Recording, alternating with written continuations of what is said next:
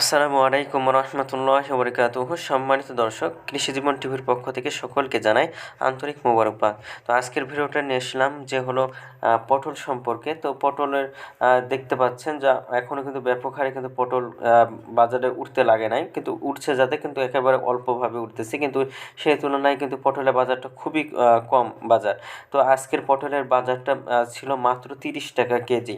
যদি 30 টাকা কেজি যদি এরকম হয়, তাহলে যারা ব্যাপক যখন উঠতে লাগবে তখন কেমন হবে সেটাই এখন দেখার বিষয়। তো এটা হলো নহাটা পোবার মধ্যে এই বাজারটা প্রতি সোমবারের দিন এবং বৃহস্পতিবার দিন হাটটা বসে।